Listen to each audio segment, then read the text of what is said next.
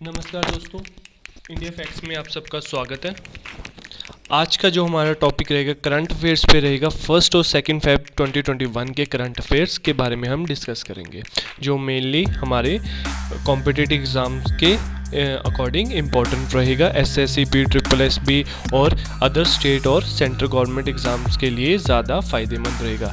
तो जो लोग हमारे चैनल पे नए हैं, नीचे दिए हुए सब्सक्राइब बटन को ज़रूर प्रेस करें और बेल आइकन को दबाना ना भूलें।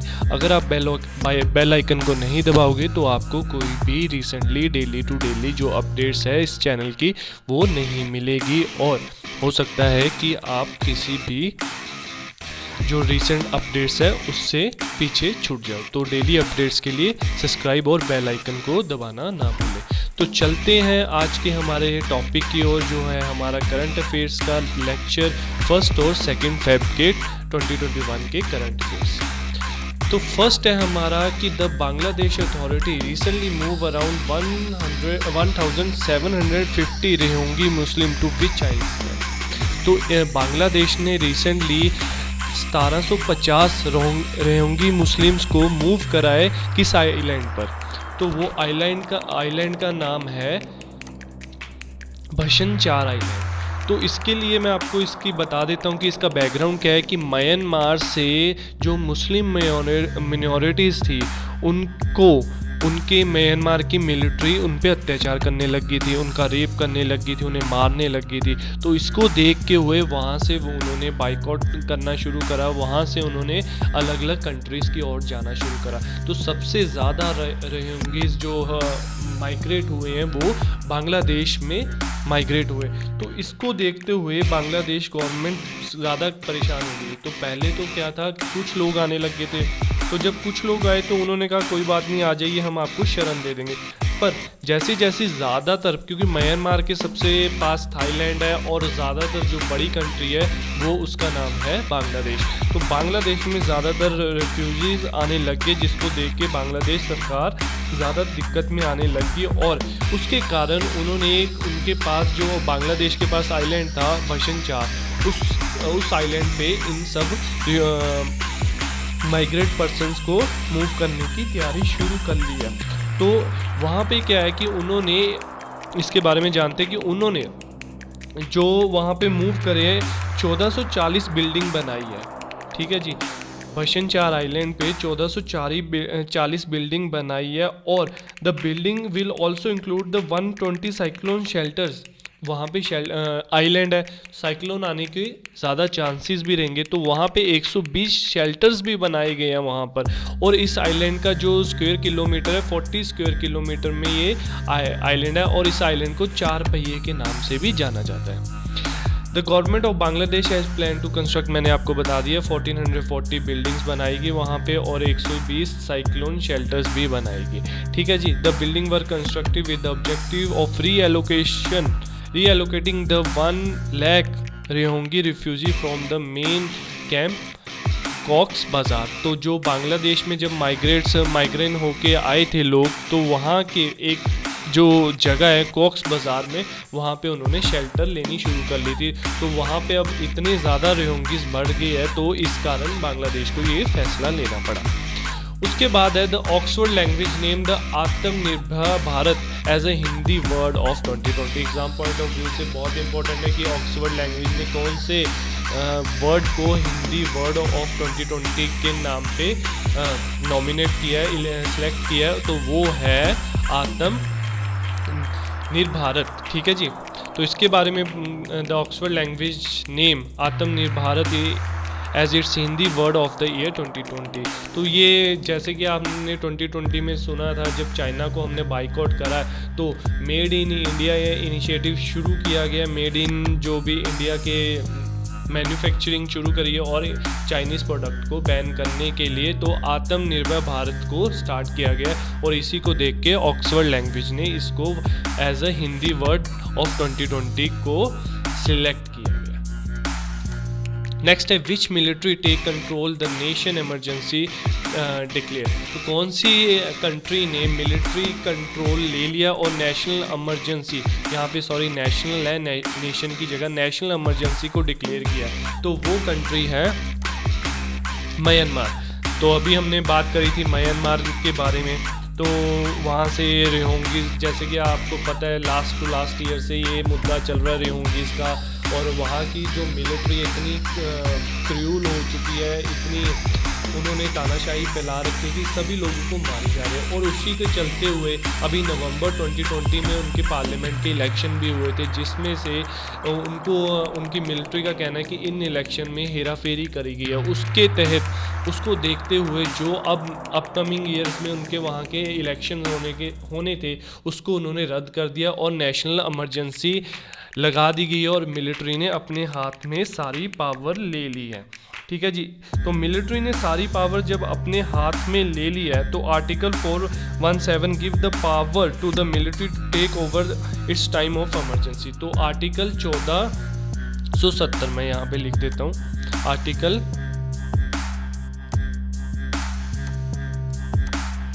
1417 के तहत मिलिट्री के पास पावर होती है कि वो इमरजेंसी लगा सकता है। तो उन्होंने ये इमरजेंसी 1 साल के लिए लगाई है, छोटी मोटी इमरजेंसी नहीं है, 1 साल के लिए लगाई है। तो इसके बारे में बात करते हैं। The Myanmar military to control the national on 1 February 2021 and declare the state emergency for the first year. ठीक है जी, और उन्होंने डिटेन कर लिया उनके म्यांमार के काउंसिल अयुंग सैन सुई की को। ठीक है, अयुंग सैन सुई की को उन्होंने डिटेन कर लिया, अपने कब्जे में ले लिया। The military also announce that the new election, मैंने बताया था ना कि एक नए इलेक्शंस भी होने, will be take place after the emergency end. तो जब भी ये इमरजेंसी ख़त्म होगी तो इसकी जो इलेक्शंस होने हैं वो इलेक्शंस तब लिए जाएंगे। नेक्स्ट है, the government has decided to include 14 new minor forest produce item under the mechanism of marketing of minor forest produced by the minimum support price scheme। तो minimum support price scheme के under जो 14 new minor forest produce है उसको लेने के लिए budget 2020 में announce किया गया है। ये क्यों अनाउंस करते हैं कि इनको इन मैकेनिज़्म के अंडर डालना है? जब इन मैकेनिज़्म के अंडर ये डालेंगे, MSP के अंडर डालेंगे, मिनिमम सपोर्ट प्राइस, जो कि फार्मर्स को भी दिया जाता है, तो इसके तहत जो भी फॉरेस्ट के एरियाज़ में जो ये 14 न्यू माइनर फॉरेस्ट प्रोड्यूस है, जब भी ये उगा करेंगे उनके आसपास की लोगों को इसका अच्छा प्राइस नहीं मिलता था। तो MSP लागू होने के बाद अब इनको इसका अच्छा प्राइस मिला करेगा। तो ये कौन कौन से है? Cocoon, bamboo, shoot, elephant, Apple, wild dry mushroom, तो ये सब इनमें इंक्लूड करेंगे।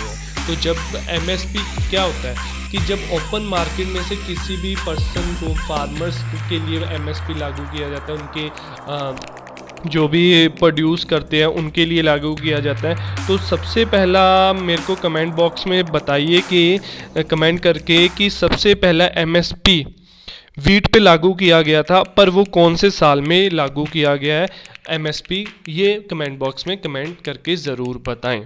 ठीक है जी, तो मैं आपको बता दूं कि MSP क्या होती है। MSP क्या होती है कि फार्मर्स के जो प्रोडक्ट्स है उस पर एक गवर्नमेंट रखती है कि जब ओपन मार्केट में से जब उनको कोई भी अच्छा प्राइस नहीं मिलेगा, कम प्राइस मिलेगा, तो गवर्नमेंट उन प्रोडक्ट्स का मिनिमम सपोर्ट प्राइस रखती है कि हाँ, कि आपको गवर्नमेंट आपका प्रोडक्ट जैसा मर्जी हो, इस मिनिमम सपोर्ट प्राइस पे आपका प्रोडक्ट ज़रूर बिकेगा, जब अगर आपको ओपन मार्केट पे अच्छा रेट नहीं मिल रहा।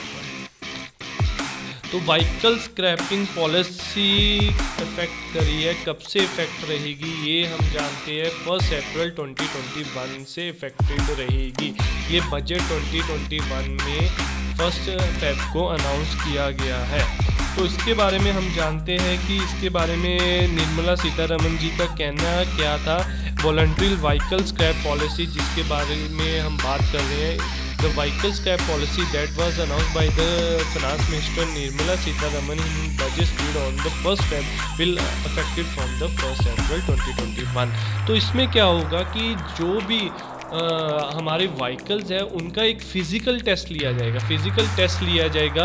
2 व्हीलर व्हीकल्स का फ़िज़िकल टेस्ट 20 साल बाद लिया जाएगा, और कमर्शियल व्हीकल्स का टेस्ट, तो यहाँ पे 2 व्हीलर और 4 व्हीलर व्हीकल्स होंगे जो पर्सनल लोग चलाया करते हैं, जो हम जैसे चलाते हैं, और कमर्शियल व्हीकल्स का जो फिजिकल टेस्ट लिया जाएगा वो 15 साल बाद लिया जाएगा। तो इसके कुछ स्टैंडर्ड फिक्स कराई जाएंगे गवर्नमेंट की ओर से, जो भी उनकी रेगुलेटरी कमेटी बनाई जाएगी वो उसके स्टैंडर्ड फिक्स करेंगे। अगर तो उनका व्हीकल इस 20 या 15 साल बाद पोल्यूशन नहीं क्रिएट कर रहा तो उसको पास किया जाएगा। अगर वो पोल्यूशन क्रिएट कर रहा है तो उसको उसी वक्त ख़त्म कर दिया जाएगा और उस व्हीकल को स्क्रैप कर दिया जाएगा। तो ये पॉलिसी के अंडर ये बताया गया है। ठीक है जी, चलते हैं हम अपना नेक्स्ट जो है question. The textile minister of India कौन है? Smriti Irani inaugurate the dash India international silk fair on the virtual portal. तो सिल्क फेयर स्मृति ईरानी जी की तरफ से इनॉग्रेट किया गया है by the virtual portal. Virtual portal क्या है? ऑनलाइन, जैसे वेबिनार्स वगैरह होते हैं तो ऑनलाइन पोर्टल से, जैसे अभी जी स्मिथ की जो सऊदी अरब ने मीटिंग करी थी G20 की, वैसे ही स्मृति ईरानी जी ने अपने ही जो भी उनका वेब कैमरे के थ्रू, वर्चुअल पोर्टल के थ्रू सिल्क फेयर को इनॉग्रेट किया है। और ये कौन सा नंबर था? 8th नंबर था। ठीक है जी, 8th नंबर था। तो इसके बारे में मैं आपको बता दूं,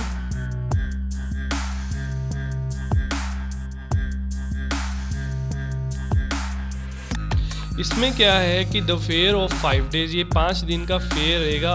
और ये silk is a luxury good in India, एक लग्जरी आइटम है सिल्क, सबसे ज़्यादा महंगा है। और around 97% of raw mulberry silk is produce in the 5 state. कौन कौन सी? तमिलनाडु, याद करना ना भूले, कर्नाटका, आंध्र प्रदेश, वेस्ट बंगाल और Gujarat.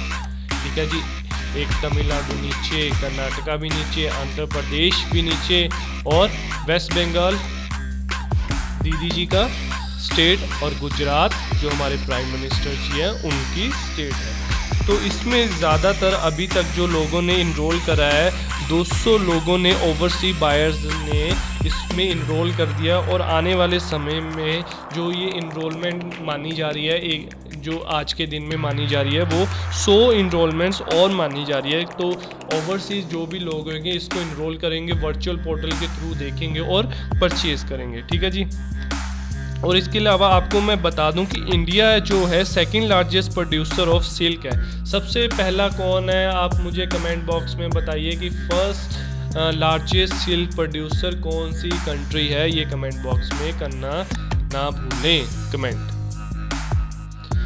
Agriculture infrastructure and development sex, हाँ जी, बजट 2021 में AIDC के इंट्रोड्यूस किया गया है। तो ये क्या है? तो finance minister Nirmala Sitharaman in her budget speech 2021 announced to impose the agriculture infrastructure and development cess। इसकी डेफिनेशन ज़रूर याद कर लीजिए, किसी भी क्वेश्चन में, किसी भी पेपर में ये क्वेश्चन पूछा जा सकता है कि ये AIDC की फुल फॉर्म क्या है। तो agriculture infrastructure and development cess है। इसमें क्या है कि पेट्रोलियम और डीजल पे ये सेस लगाया जाएगा और डीजल जो है 2.5 पर लीटर से, और पेट्रोल 2.5 लीटर से, और डीजल 4 लीटर से बढ़ाया जाएगा। ठीक है, और ये AIDC यूनिफॉर्म नहीं है, अलग अलग प्रोडक्ट्स पे अलग अलग सेस लगा जाएगा। आने वाले टाइम पे गवर्नमेंट अनाउंस कर देगी, पर अभी तक इन्होंने जो अनाउंसमेंट करी है वो सिर्फ पेट्रोल और डीजल पे करी है। इसके अलावा alcohol, soyabeans, oil, gold, silver, इन सब पे भी लगाया जाएगा। पर आने वाले बजट में ये अनाउंस करा है कि गोल्ड और सिल्वर कम भी हुआ है, तो गोल्ड और सिल्वर का रेट अगर कम हुआ है तो उसमें से कुछ हटाने की संभावना भी है। Next, the Finance Minister of India, Nirmala Sitharaman, announced the dash trillion electricity distribution reform program while presenting the union budget। कितने रुपए का इलेक्ट्रिसिटी का अनाउंसमेंट करी है बजट में? 3.05 ट्रिलियन अनाउंस करा है, 3.05 ट्रिलियन। ठीक है जी, तो इसमें क्या है, electricity distribution programme will help in reducing the loss and improvement the efficiency of the electric distribution companies. Okay, the framework that allow a choice of electricity supplier to consume was also announced during the budget presentation. Also, the government is also considering the table of electricity amendment bill 2021. The government has decided that it will be amend the electricity bill which will be introduced during the year 2021. So these all are the key points of this question. So next is आत्मनिर्भर स्वस्थ भारत योजना, non everything. तो आत्मनिर्भर स्वच्छ भारत योजना के बारे में आपको मैं यहाँ पर बताता हूँ। The budget union 2021 has introduced the launch of प्रधानमंत्री आत्मनिर्भर भारत स्वच्छ भारत योजना। This centrally sponsor scheme will be implement over 6 period. ये 6 साल के लिए लगाई जाएगी। जो आत्मनिर्भर स्वच्छ भारत योजना है कि ज़्यादातर स्टेट्स को, मैक्सिमम पूरे इंडिया को स्वच्छ किया जाएगा। तो रिसेंटली अभी जो 2020 के किसी एक करंट अफेयर में ये क्वेश्चन है कि स्वच्छ भारत का जो सिटी है, कौन सी सिटी ने टॉप किया है। कमेंट बॉक्स में कमेंट करना ना भूलें, इसको कमेंट करके बताएं कि कौन सी ऐसी सिटी है जो स्वच्छ भारत में टॉप किया। फर्स्ट 3 सिटीज़ के बारे में कमेंट बॉक्स में ज़रूर कमेंट करें। इसके अलावा इसमें बता दूं कि 64,180 करोड़ रुपए लगाए जाएंगे। The scheme will help to boost the rural and urban health and wellness centre. तो ज़्यादातर 17,000 प्लस और 11,000 प्लस अर्बन में हेल्थ और वेलनेस सेंटर इम्प्रूवमेंट होने के चांसेस हैं। The union minister Shri Ramesh Pokhriyal Nishank address the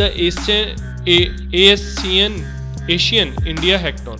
तो इसके बारे में जानेंगे। एशियन जो इंडियन हैकेथॉन है ये क्या है।